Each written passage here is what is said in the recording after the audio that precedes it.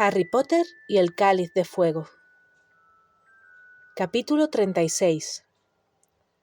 Caminos separados.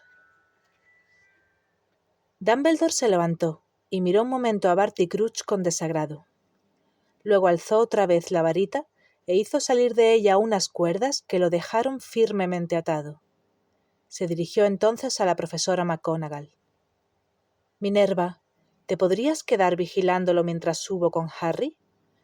«Desde luego», respondió ella. Daba la impresión de que sentía náuseas, como si acabara de ver vomitar a alguien. Sin embargo, cuando sacó la varita y apuntó con ella a Barty Crouch, su mano estaba completamente firme. «Severus, por favor, dile a la señora Pomfrey que venga», indicó Dumbledore. «Hay que llevar a Alastor Moody a la enfermería. Luego baja a los terrenos, busca a Cornelius Fudge y tráelo acá. Supongo que querrá oír personalmente a Crouch. Si quiere algo de mí, dile que estaré en la enfermería dentro de media hora». Snape asintió en silencio y salió del despacho. «Harry», llamó Dumbledore con suavidad. Harry se levantó y volvió a tambalearse. El dolor de la pierna, que no había notado mientras escuchaba a Crouch, acababa de regresar con toda su intensidad. También se dio cuenta de que temblaba. Dumbledore lo cogió del brazo y lo ayudó a salir al oscuro corredor.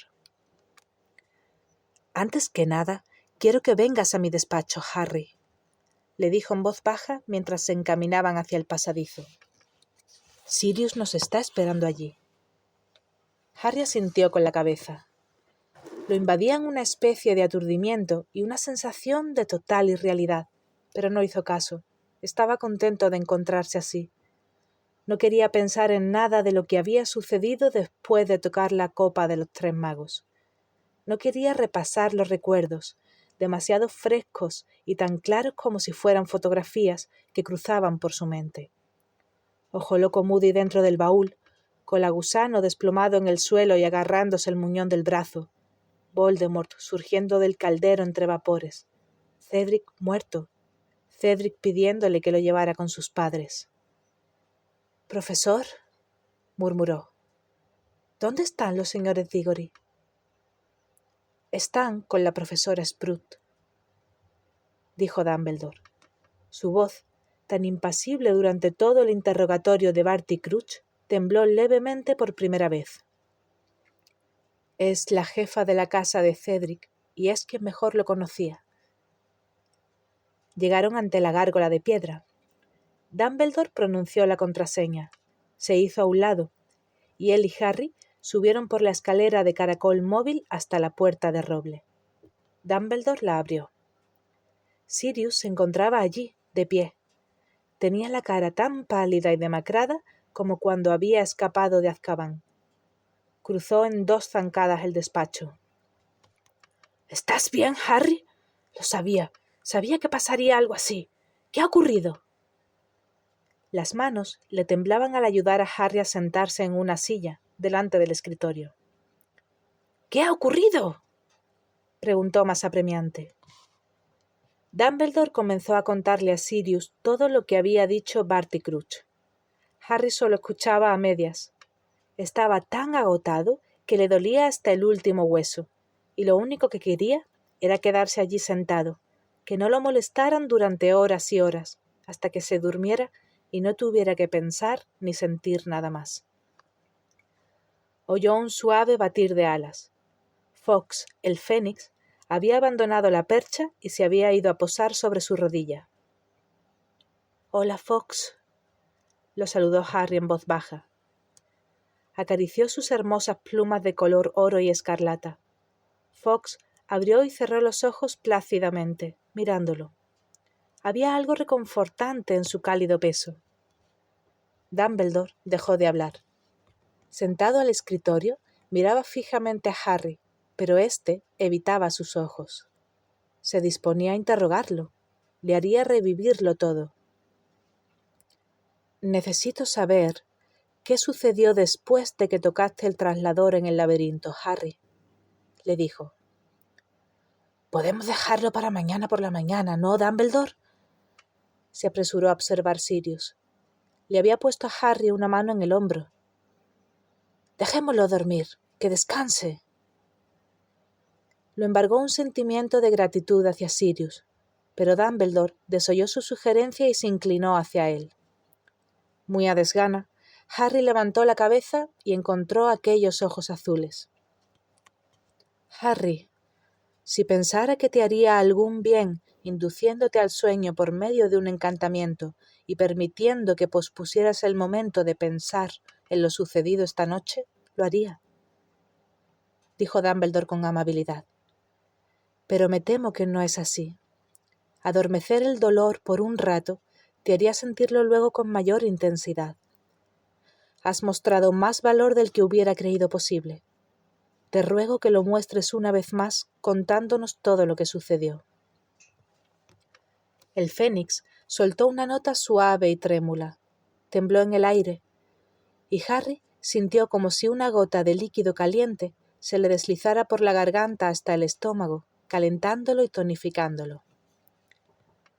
Respiró hondo y comenzó a hablar. Conforme lo hacía, parecían alzarse ante sus ojos las imágenes de todo cuanto había pasado aquella noche. Vio la chispeante superficie de la poción que había revivido a Voldemort. Vio a los mortífagos apareciéndose entre las tumbas. Vio el cuerpo de Cedric tendido en el suelo a corta distancia de la copa.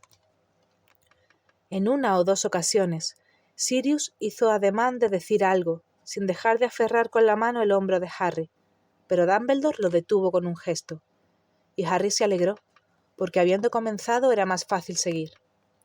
Hasta se sentía aliviado. Era casi como si se estuviera sacando un veneno de dentro. Seguir hablando le costaba toda la entereza que era capaz de reunir, pero le parecía que en cuanto hubiera acabado se sentiría mejor. Sin embargo, cuando Harry contó que Colagusano le había hecho un corte en el brazo con la daga, Sirius dejó escapar una exclamación vehemente, y Dumbledore se levantó tan de golpe que Harry se asustó. Rodeó el escritorio y le pidió que extendiera el brazo. Harry les mostró a ambos el lugar en que le había rasgado la túnica y el corte que tenía debajo. «Dijo que en mi sangre lo haría más fuerte que la de cualquier otro», explicó Harry. «Dijo que la protección que me otorgó mi madre iría también a él. Y tenía razón. Pudo tocarme sin hacerse daño. Me tocó en la cara». Por un breve instante, Harry creyó ver una expresión de triunfo en los ojos de Dumbledore. Pero un segundo después estuvo seguro de habérselo imaginado, porque cuando Dumbledore volvió a su silla tras el escritorio, parecía más viejo y más débil de lo que Harry lo había visto nunca. «Muy bien», dijo volviéndose a sentar. «Voldemort ha superado esa barrera. Prosigue, Harry, por favor». Harry continuó. Explicó cómo había salido Voldemort del caldero y le repitió todo cuanto recordaba de su discurso a los mortífagos. Luego relató cómo Voldemort lo había desatado, le había devuelto su varita y se había preparado para batirse. Cuando llegó a la parte en que el rayo dorado de luz había conectado su varita con la de Voldemort, se notó la garganta obstruida. Intentó seguir hablando, pero el recuerdo de lo que había surgido de la varita de Voldemort le anegaba la mente. Podía ver a Cedric saliendo de ella, ver al viejo, a Berta Jorkins, a su madre, a su padre. Se alegró de que Sirius rompiera el silencio. «¿Se conectaron las varitas?», dijo, mirando primero a Harry y luego a Dumbledore. «¿Por qué?». Harry volvió a levantar la vista hacia Dumbledore, que parecía impresionado. «Priori incantatem», musitó. Sus ojos miraron los de Harry, y fue casi como si se hubieran quedado conectados por un repentino rayo de comprensión. «¿El efecto del encantamiento invertido?», preguntó Sirius. «Exactamente», contestó Dumbledore. La varita de Harry y la de Voldemort tienen el mismo núcleo. Cada una de ellas contiene una pluma de la cola del mismo fénix. De ese fénix, de hecho, añadió, señalando al pájaro de color oro y escarlata que estaba tranquilamente posado sobre una rodilla de Harry. —¿La pluma de mi varita proviene de Fawkes? —exclamó Harry sorprendido. —Sí —respondió Dumbledore—. En cuanto saliste de su tienda hace 4 años, el señor Ollivander me escribió para decir que tú habías comprado la segunda varita. —Entonces, ¿qué sucede cuando una varita se encuentra con su hermana? —quiso saber Sirius. —Que no funcionan correctamente la una contra la otra —explicó Dumbledore—. Sin embargo, si los dueños de las varitas las obligan a combatir, tendrá lugar un efecto muy extraño. Una de las varitas obligará a la otra a vomitar los encantamientos que ha llevado a cabo, en sentido inverso, primero el más reciente, luego los que lo precedieron. Miró interrogativamente a Harry y éste asintió con la cabeza. Lo cual significa, añadió Dumbledore pensativamente, fijando los ojos en la cara de Harry, que tuvo que reaparecer Cedric de alguna manera. Harry volvió a asentir. —¿Volvió a la vida? —preguntó Sirius. —Ningún encantamiento puede resucitar a un muerto —dijo Dumbledore apesadumbrado. Todo lo que pudo haber fue alguna especie de eco. Saldría de la varita una sombra del Cedric vivo. ¿Me equivoco, Harry? —Me habló —dijo Harry, y de repente volvió a temblar—. Me habló el fantasma de Cedric o lo que fuera. Un eco que conservaba la apariencia y el carácter de Cedric —explicó Dumbledore—. Adivino que luego aparecieron otras formas, víctimas menos recientes de la varita de Voldemort. —Un viejo —dijo Harry, todavía con un nudo en la garganta—. Y Bertha Jorkins. Y... —¿Tus padres? —preguntó Dumbledore en voz baja. —Sí —contestó Harry. Sirius apretó tanto a Harry en el hombro que casi le hacía daño. —Los últimos asesinatos que la varita llevó a cabo —dijo Dumbledore asintiendo con la cabeza—, en orden inverso. Naturalmente, habrían seguido apareciendo otros si hubieras mantenido la conexión. Muy bien, Harry. Esos ecos, esas sombras, ¿qué hicieron? Harry describió cómo las figuras que habían salido de la varita habían deambulado por el borde de la red dorada, cómo le dio la impresión de que Voldemort les tenía miedo, cómo la sombra de su padre le había indicado qué hacer y la de Cedric su último deseo. En aquel punto, Harry se dio cuenta de que no podía continuar. Miró a Sirius y vio que se cubría la cara con las manos. Harry advirtió de pronto que Fawkes había dejado su rodilla y había revoloteado hasta el suelo. Apoyó su hermosa cabeza en la pierna herida de Harry y derramó sobre la herida que le había hecho la araña unas espesas lágrimas de color perla. El dolor desapareció. La piel recubrió lisamente la herida. Estaba curado. —Te lo repito —dijo Dumbledore mientras el fénix se elevaba en el aire y se volvía a posar en la percha que había al lado de la puerta. Esta noche has mostrado una valentía superior a lo que podríamos haber esperado de ti, Harry. La misma valentía de los que murieron luchando contra Voldemort cuando se encontraba en la cima de su poder. Has llevado sobre tus hombros la carga de un mago adulto, has podido con ella y nos has dado todo lo que podíamos esperar. Ahora te llevaré a la enfermería. No quiero que vayas esta noche al dormitorio. Te vendrán bien una poción para dormir y un poco de paz. Sirius, ¿te gustaría quedarte con él? Sirius asintió con la cabeza y se levantó. Volvió a transformarse en el perro grande y negro, salió del despacho y bajó con ellos un tramo de escaleras hasta la enfermería. Cuando Dumbledore abrió la puerta, Harry vio a la señora Weasley, a Bill, Ron y Hermione rodeando a la señora Pomfrey, que parecía agobiada. Le estaban preguntando dónde se hallaba él y qué le había ocurrido. Todos se abalanzaron sobre ellos cuando entraron, y la señora Weasley soltó una especie de grito amortiguado. —¡Harry! ¡Ay, Harry! Fue hacia él, pero Dumbledore se interpuso. «Molly», le dijo levantando la mano, «por favor, escúchame un momento. Harry ha vivido esta noche una horrible experiencia y acaba de revivirla para mí. Lo que ahora necesita es paz y tranquilidad y dormir. Si quiere que estéis con él», añadió mirando también a Ron, Hermione y Bill, «podéis quedaros, pero no quiero que le preguntéis nada hasta que esté preparado para responder, y desde luego no esta noche». La señora Weasley mostró su conformidad con un gesto de la cabeza. Estaba muy pálida. Se volvió hacia Ron, Hermione y Bill con expresión severa, como si ellos estuvieran metiendo bulla, y les dijo muy bajo: «¿Habéis oído? Necesita tranquilidad».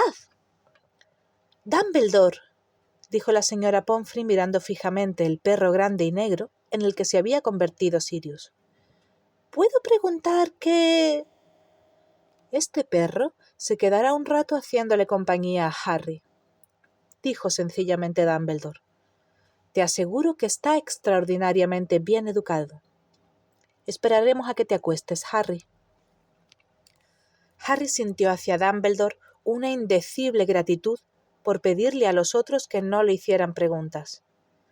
No era que no quisiera estar con ellos, pero la idea de explicarlo todo de nuevo, de revivirlo una vez más, era superior a sus fuerzas. «Volveré en cuanto haya visto a Fudge, Harry», dijo Dumbledore. «Me gustaría que mañana te quedaras aquí hasta que me haya dirigido al colegio». Salió. Mientras la señora Pomfrey lo llevaba a una cama próxima, Harry vislumbró al auténtico Moody acostado en una cama al final de la sala. Tenía el ojo mágico y la pata de palo sobre la mesita de noche. «¿Qué tal está?», preguntó Harry. «Se pondrá bien», aseguró la señora Pomfrey, dándole un pijama a Harry y rodeándolo de biombos. Él se quitó la ropa, se puso el pijama y se acostó. Ron, Hermione, Bill y la señora Weasley se sentaron a ambos lados de la cama, y el perro negro se colocó junto a la cabecera. Ron y Hermione lo miraban casi con cautela, como si los asustara. «Estoy bien», les dijo, «solo que muy cansado». A la señora Weasley se le empañaron los ojos de lágrimas mientras le alisaba la colcha de la cama, sin que hiciera ninguna falta. La señora Pomfrey, que se había marchado aprisa al despacho, volvió con una copa y una botellita de poción de color púrpura. «Tendrás que bebértela toda, Harry», le indicó. «Es una poción para dormir sin soñar». Harry tomó la copa y bebió unos sorbos. Enseguida le entró sueño. Todo a su alrededor se volvió brumoso. Las lámparas que había en la enfermería le hacían guiños amistosos a través de los biombos que rodeaban su cama, y sintió como si su cuerpo se hundiera más en la calidez del colchón de plumas. Antes de que pudiera terminar la poción, antes de que pudiera añadir otra palabra, la fatiga lo había vencido. Harry despertó en medio de tal calidez y somnolencia que no abrió los ojos, esperando volver a dormirse. La sala seguía a oscuras. Estaba seguro de que aún era de noche y de que no había dormido mucho rato. Luego oyó cuchicheos a su alrededor. «Van a despertarlos si no se callan». «¿Por qué gritan así? No habrá ocurrido nada más, ¿no?». Harry abrió perezosamente los ojos. Alguien le había quitado las gafas. Pudo distinguir junto a él las siluetas borrosas de la señora Weasley y de Bill. La señora Weasley estaba de pie. «Es la voz de Fudge», susurraba ella. «Y esa es la de Minerva McGonagall, ¿verdad? Pero, ¿por qué discuten?». Harry también los oía. Gente que gritaba y corría hacia la enfermería. «Ya sé que es lamentable, pero da igual, Minerva», decía Cornelius Fudge en voz alta. «No debería haberlo metido en el castillo», gritó la profesora McGonagall. «Cuando se entere Dumbledore». Harry oyó abrirse de golpe las puertas de la enfermería. Sin que nadie se diera cuenta, porque todos miraban hacia la puerta mientras Bill retiraba el biombo, Harry se sentó y se puso las gafas. Fudge entró en la sala con paso decidido. Detrás de él iban Snape y la profesora McGonagall. —¿Dónde está Dumbledore? —le preguntó Fudge a la señora Weasley. —Aquí no —respondió ella enfadada. —Esto es una enfermería, señor ministro. ¿No cree que sería mejor? Pero la puerta se abrió y entró Dumbledore en la sala. —¿Qué ha ocurrido? —inquirió bruscamente, pasando la vista de Fudge a la profesora McGonagall. —¿Por qué estáis molestando a los enfermos? Minerva, me sorprende que tú... Te pedí que vigilaras a Barty Crouch. —Ya no necesita que lo vigile nadie, Dumbledore —gritó ella—. ¡Gracias al ministro! Harry no había visto nunca a la profesora McGonagall tan fuera de sí. Tenía las mejillas coloradas, los puños apretados y temblaba de furia. Cuando le dijimos al señor Fudge que habíamos atrapado al mortífago responsable de lo ocurrido esta noche, dijo Snape en voz baja, consideró que su seguridad personal estaba en peligro. Insistió en llamar a un dementor para que lo acompañara al castillo y subió con él al despacho en que Barty Crouch... —Le advertí que usted no lo aprobaría, Dumbledore —exclamó la profesora McGonagall. Le dije que usted nunca permitiría la entrada de un dementor en el castillo, pero... —¡Mi querida señora! —bramó Fudge, que de igual manera parecía más enfadado de lo que Harry lo había visto nunca. Como ministro de magia, me compete a mí decidir si necesito escolta cuando entrevisto a alguien que puede resultar peligroso. Pero la voz de la profesora McGonagall ahogó la de Fudge. —En cuanto ese ser entró en el despacho —gritó ella temblorosa y señalando a Fudge—, se echó sobre Crouch y... Harry sintió un escalofrío, en tanto la profesora McGonagall buscaba palabras para explicar lo sucedido. No necesitaba que ella terminara la frase, pues sabía que era lo que debía de haber hecho el dementor. Le habría administrado a Barty Crouch su beso fatal. Le habría aspirado el alma por la boca. Estaría peor que muerto. —Pero, por todos los santos, no es una pérdida tan grave —soltó Fudge—. Según parece, es responsable de unas cuantas muertes. —Pero ya no podrá declarar, Cornelius —repuso Dumbledore. Miró a Fudge con severidad, como si lo viera tal cual era por primera vez. Ya no puede declarar por qué mató a esas personas. —¿Que por qué las mató? Bueno, eso no es ningún misterio —replicó Fudge—, porque estaba loco de remate. Por lo que me han dicho Minerva y Severus, creía que actuaba según las instrucciones de Voldemort. —Es que actuaba según las instrucciones de Voldemort, Cornelius —dijo Dumbledore. Las muertes de esas personas fueron meras consecuencias de un plan para restaurar a Voldemort a la plenitud de sus fuerzas. Ese plan ha tenido éxito y Voldemort ha recuperado su cuerpo. Fue como si a Fudge le pegaran en la cara con una maza. Aturdido y parpadeando, devolvió la mirada a Dumbledore como si no pudiera dar crédito a sus oídos. Entonces, sin dejar de mirar a Dumbledore con los ojos desorbitados, comenzó a farfullar. —¿Que ha retornado quien tú sabes? ¡Absurdo! Dumbledore, por favor.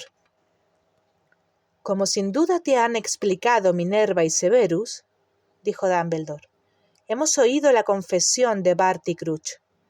Bajo los efectos del suero de la verdad, nos ha relatado cómo escapó de Azkaban y cómo Voldemort, enterado por Bertha Jorkins de que seguía vivo, fue a liberarlo de su padre y lo utilizó para capturar a Harry. El plan funcionó, ya te lo he dicho. Crouch ha ayudado a Voldemort a regresar. —¡Pero vamos, Dumbledore! —exclamó Fudge, y Harry se sorprendió de ver surgir en su rostro una ligera sonrisa. —No es posible que tú creas eso. ¿Que ha retornado quien tú sabes?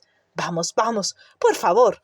Una cosa es que Crouch creyera que actuaba bajo las órdenes de quien tú sabes, y otra, tomarse en serio lo que ha dicho ese lunático.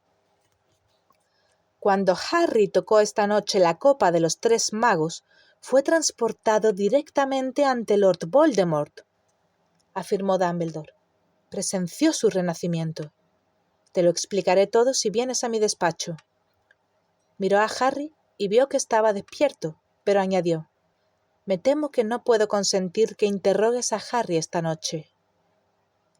La sorprendente sonrisa de Fudge no había desaparecido. También él miró a Harry. Luego volvió la vista a Dumbledore y dijo: ¿estás dispuesto a aceptar su testimonio, Dumbledore? Hubo un instante de silencio, roto por el gruñido de Sirius. Se le habían erizado los pelos del lomo y enseñaba los dientes a Fudge. «Desde luego que lo acepto», respondió Dumbledore con un fulgor en los ojos.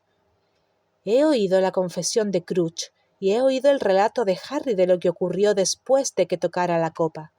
Las dos historias encajan y explican todo lo sucedido desde que el verano pasado desapareció Bertha Jorkins». Fudge conservaba en la cara la extraña sonrisa. Volvió a mirar a Harry antes de responder. «¿Vas a creer que ha retornado Lord Voldemort porque te lo dicen un loco asesino y un niño que... Bueno...» Le dirigió a Harry otra mirada, y éste comprendió de pronto. «Señor Fudge, usted ha leído a Rita Skeeter», dijo en voz baja. Ron, Hermione, Bill y la señora Weasley se sobresaltaron. Ninguno se había dado cuenta de que Harry estaba despierto. Fudge enrojeció un poco, pero su rostro adquirió una expresión obstinada y desafiante. «¿Y qué si lo he hecho?», soltó dirigiéndose a Dumbledore. «¿Qué pasa si he descubierto que has estado ocultando ciertos hechos relativos a este niño? Con que habla Parcel, y con que montan numeritos muy curiosos por todas partes». «Supongo que te refieres a los dolores de la cicatriz», dijo Dumbledore con frialdad. «O sea que admites que ha tenido dolores», replicó Fudge. «¿Dolores de cabeza? ¿Pesadillas? ¿Tal vez alucinaciones?»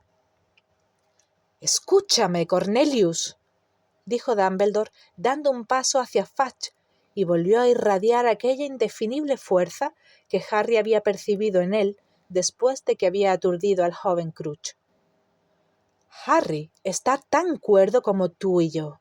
La cicatriz que tiene en la frente no le ha reblandecido el cerebro. Creo que le duele cuando Lord Voldemort está cerca o cuando se siente especialmente furioso». Fudge retrocedió medio paso para separarse un poco de Dumbledore, pero no cedió en absoluto. «Me tendrás que perdonar, Dumbledore, pero nunca había oído que una cicatriz actúe de alarma». «Mire, he presenciado el retorno de Voldemort», gritó Harry. Intentó volver a salir de la cama, pero la señora Weasley se lo impidió. «He visto a los mortífagos. Puedo darle los nombres. Lucius Malfoy». Snape hizo un movimiento repentino, pero cuando Harry lo miró, sus ojos estaban puestos otra vez en Fudge. «¡Malfoy fue absuelto!», dijo Fudge visiblemente ofendido. «Es de una familia de raigambre y entrega donaciones para excelentes causas. McNair», prosiguió Harry, «también fue absuelto y trabaja para el ministerio. Avery, Nott, Crabbe, Goyle. No haces más que repetir los nombres de los que fueron absueltos hace 13 años del cargo de pertenencia a los mortífagos», dijo Fudge enfadado. «Debes de haber visto esos nombres en antiguas crónicas de los juicios. Por las barbas de Merlín Dumbledore, este niño ya se vio envuelto en una historia ridícula al final del curso anterior. Los cuentos que se inventa son cada vez más exagerados y tú te los sigues tragando. Este niño habla con las serpientes, Dumbledore, y todavía confías en él». «¡No sea necio!», gritó la profesora McGonagall. «Cedric Diggory, el señor Crouch. Esas muertes no son el trabajo casual de un loco». «No veo ninguna prueba de lo contrario», vociferó Fudge, igual de airado que ella y con la cara colorada. «Me parece que estáis decididos a sembrar un pánico que desestabilice todo lo que hemos estado construyendo durante 13 años». Harry no podía dar crédito a sus oídos. Siempre había visto a Fudge como alguien bondadoso, un poco jactancioso, un poco pomposo, pero básicamente bueno. Sin embargo, lo que en aquel momento tenía ante él era un mago pequeño y furioso que se negaba rotundamente a aceptar cualquier cosa que supusiera una alteración de su mundo cómodo y ordenado, que se negaba a creer en el retorno de Voldemort. «Voldemort ha regresado», repitió Dumbledore. «Si afrontas ese hecho, Fudge, y tomas las medidas necesarias, quizá aún podamos encontrar una salvación. Lo primero y más esencial es retirarles a los dementores el control de Azkaban». «¡Absurdo!», volvió a gritar Fudge. «¡Retirar a los dementores! Me echarían a puntapiés solo por proponerlo. La mitad de nosotros solo dormimos tranquilos porque sabemos que ellos están custodiando Azkaban. A la otra mitad nos cuesta más conciliar el sueño, Cornelius, sabiendo que has puesto a los partidarios más peligrosos de Lord Voldemort bajo la custodia de unas criaturas que se unirán a él en cuanto se lo pida», repuso Dumbledore. «No te serán leales, Fudge, porque Voldemort puede ofrecerles muchas más satisfacciones que tú a sus apetitos. Con el apoyo de los dementores y el retorno de sus antiguos partidarios, te resultará muy difícil evitar que recupere la fuerza que tuvo hace 13 años. Fudge abría y cerraba la boca como si no encontrara palabras apropiadas para expresar su ira. «El segundo paso que debes dar, y sin pérdida de tiempo», siguió Dumbledore, «es enviar mensajeros a los gigantes». «¿Mensajeros a los gigantes?», gritó Fudge, recuperando la capacidad de hablar. «¿Qué locura es esa?». «Debes tenderles una mano ahora mismo, antes de que sea demasiado tarde», repuso Dumbledore. «O de lo contrario, Voldemort los persuadirá, como hizo antes, de que es el único mago que está dispuesto a concederles derechos y libertad». No puedes estar hablando en serio», dijo Fudge entrecortadamente, negando con la cabeza y alejándose un poco más de Dumbledore. «Si la comunidad mágica sospechara que yo pretendo un acercamiento a los gigantes, la gente los odia, Dumbledore. Sería el fin de mi carrera». «Estás cegado por el miedo a perder la cartera que ostentas, Cornelius», dijo Dumbledore, volviendo a levantar la voz y con los ojos de nuevo resplandecientes, evidenciando otra vez su aura poderosa. «Le das demasiada importancia, y siempre lo has hecho, a lo que llaman limpieza de sangre. ¿No te das cuenta de que no importa lo que uno es por nacimiento, sino lo que uno es por sí mismo? Tu dementor acaba de aniquilar al último miembro de una familia de sangre limpia, de tanta raigambre como la que más. Y ya ves lo que ese hombre escogió hacer con su vida. Te lo digo ahora. Da los pasos que te aconsejo y te recordarán, con cartera o sin ella, como uno de los ministros de magia más grandes y valerosos que hayamos tenido. Pero si no lo haces, la historia te recordará como el hombre que se hizo a un lado para concederle a Voldemort una segunda oportunidad de destruir el mundo que hemos intentado construir». «¡Loco!», susurró Fudge volviendo a retroceder. «¡Loco!». Se hizo el silencio. La señora Pomfrey estaba inmóvil al pie de la cama de Harry, tapándose la boca con las manos. La señora Weasley seguía de pie al lado de Harry, poniéndole la mano en el hombro para impedir que se levantara.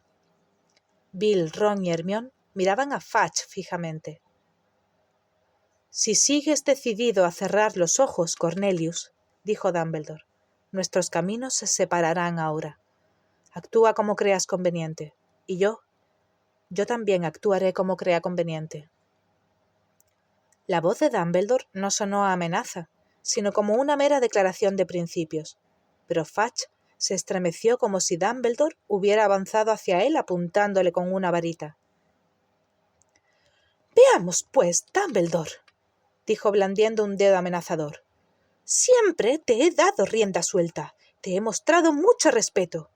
Podía no estar de acuerdo con algunas de tus decisiones, pero me he callado. No hay muchos que en mi lugar te hubieran permitido contratar hombres lobo o tener a Hagrid aquí, o decidir qué enseñar a tus estudiantes sin consultar al ministerio.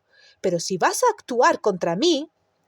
El único contra el que pienso actuar, puntualizó Dumbledore, es Lord Voldemort. Si tú estás contra él, entonces seguiremos del mismo lado, Cornelius.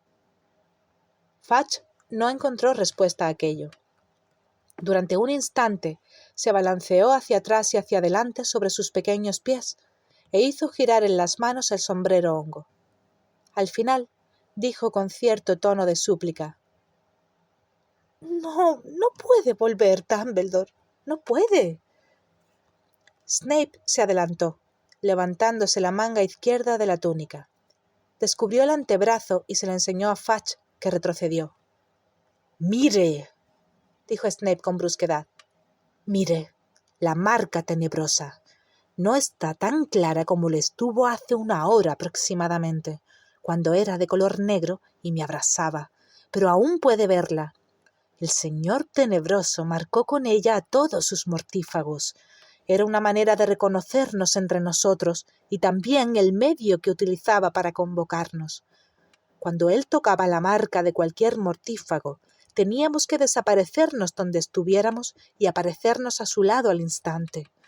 Esta marca ha ido haciéndose más clara durante todo este curso, y la de Karkaroff también.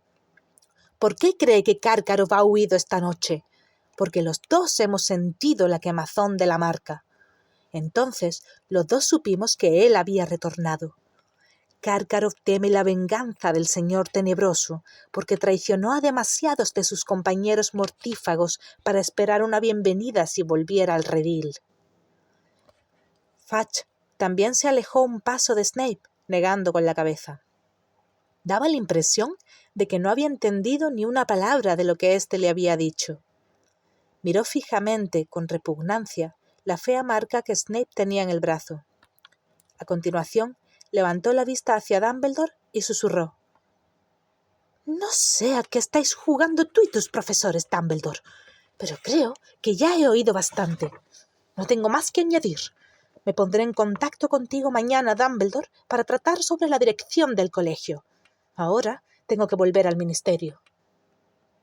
Casi había llegado a la puerta cuando se detuvo. Se volvió, regresó a zancadas hasta la cama de Harry. «¿Tu premio?», dijo escuetamente, sacándose del bolsillo una bolsa grande de oro y dejándola caer sobre la mesita de la cama de Harry. «1000 galeones. Tendría que haber habido una ceremonia de entrega, pero en estas circunstancias...». Se encasquetó el sombrero hongo y salió de la sala cerrando de un portazo. En cuanto desapareció, Dumbledore se volvió hacia el grupo que rodeaba la cama de Harry. «Hay mucho que hacer», dijo. «Molly, ¿me equivoco al pensar que puedo contar contigo y con Arthur?» «Por supuesto que no se equivoca», respondió la señora Weasley. Hasta los labios se le habían quedado pálidos, pero parecía decidida. «Arthur conoce a Fudge. Es su interés por los Muggles lo que lo ha mantenido relegado en el ministerio durante todos estos años. Fudge opina que carece del adecuado orgullo de mago». «Entonces tengo que enviarle un mensaje», dijo Dumbledore. «Tenemos que hacer partícipes de lo ocurrido a todos aquellos a los que se pueda convencer de la verdad, y Arthur está bien situado en el ministerio para hablar con los que no sean tan miopes como Cornelius». «Iré yo a verlo», se ofreció Bildel levantándose. «Iré ahora». «Muy bien», asintió Dumbledore. «Cuéntale lo ocurrido. Dile que no tardaré en ponerme en contacto con él, pero tendrá que ser discreto. Fudge no debe sospechar que interfiero en el ministerio». «Déjelo de mi cuenta», dijo Bill. Le dio una palmada a Harry en el hombro, un beso a su madre en la mejilla, se puso la capa y salió de la sala con paso decidido. «Minerva», dijo Dumbledore, volviéndose hacia la profesora McGonagall. «Quiero ver a Hagrid en mi despacho tan pronto como sea posible, y también, si consiente en venir, a Madame Maxime». La profesora McGonagall asintió con la cabeza y salió sin decir una palabra. «Poppy», le dijo Dumbledore a la señora Pomfrey, «¿serías tan amable de bajar al despacho del profesor Moody donde me imagino que encontrarás a una elfina doméstica llamada Winky sumida en la desesperación. Haz lo que puedas por ella y luego llévala a las cocinas. Creo que Dobby la cuidará. Muy bien, contestó la señora Pomfrey asustada, y también salió. Dumbledore se aseguró de que la puerta estaba cerrada y de que los pasos de la señora Pomfrey habían dejado de oírse antes de volver a hablar. ¿Y ahora?, dijo. Es momento de que dos de nosotros se acepten. Sirius, te ruego que recuperes tu forma habitual. El gran perro negro levantó la mirada hacia Dumbledore y luego en un instante se convirtió en hombre. La señora Weasley soltó un grito y se separó de la cama. ¡Sirius Black!, gritó. ¡Calla, mamá!, chilló Ron. ¡Es inocente! Snape, que no había gritado ni retrocedido, tenía una expresión que era una mezcla de furia y horror. «Él», gruñó, mirando a Sirius, cuyo rostro mostraba el mismo desagrado. «¿Qué hace aquí?» «Está aquí porque yo lo he llamado», explicó Dumbledore pasando la vista de uno a otro. «Igual que tú, Severus. Yo confío tanto en uno como en otro. Ya es hora de que olvidéis vuestras antiguas diferencias y confiéis también el uno en el otro». Harry pensó que Dumbledore pedía un milagro. Sirius y Snape se miraban con intenso odio. «Me conformaré a corto plazo con un alto en las hostilidades», dijo Dumbledore con un deje de impaciencia. «Daos la mano. Ahora estáis del mismo lado. El tiempo apremia, y a menos que los pocos que sabemos la verdad estemos unidos, no nos quedará esperanza». Muy despacio, pero sin dejar de mirarse como si se desearan lo peor, Sirius y Snape se acercaron y se dieron la mano. Se soltaron enseguida. «Con eso bastará por ahora», dijo Dumbledore, colocándose una vez más entre ellos. «Ahora tengo trabajo que daros a los dos. La actitud de Fudge, aunque no nos pille de sorpresa, lo cambia todo. Sirius, necesito que salgas ahora mismo. Tienes que alertar a Remus Lupin, Arabella Figg y Mundungus Fletcher, el antiguo grupo.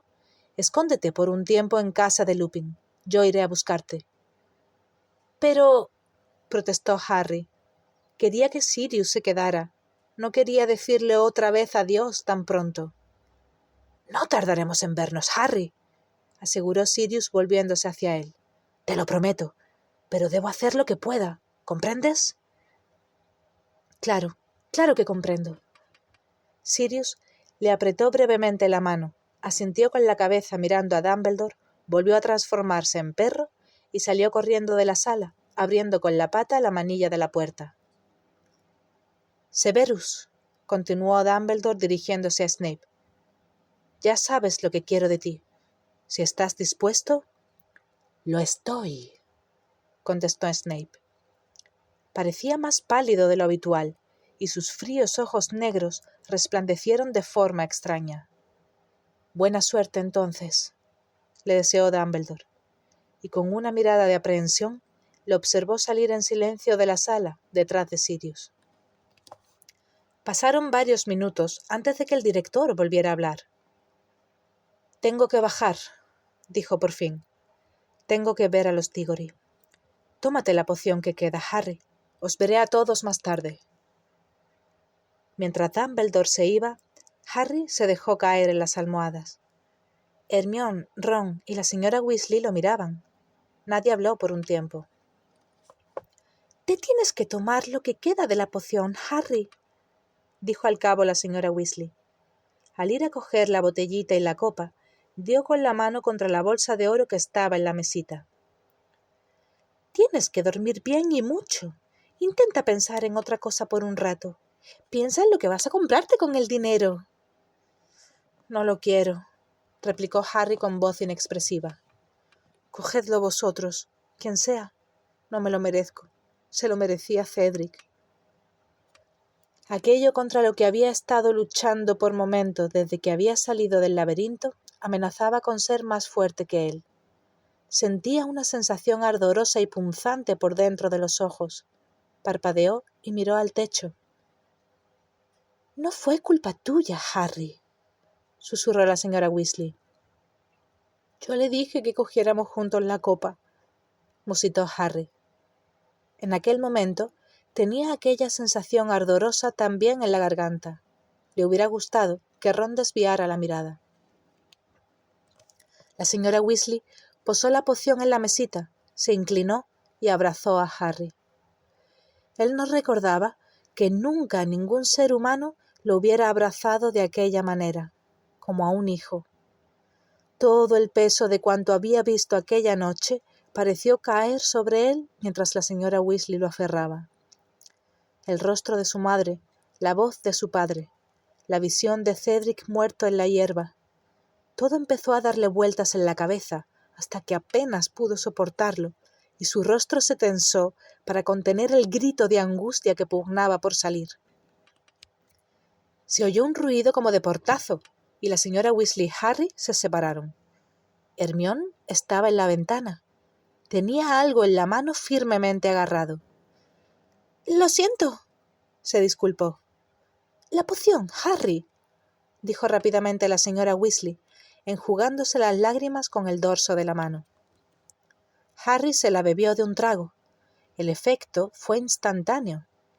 Lo sumergió una ola de sueño grande e irresistible y se hundió entre las almohadas, dormido sin pensamientos y sin sueños.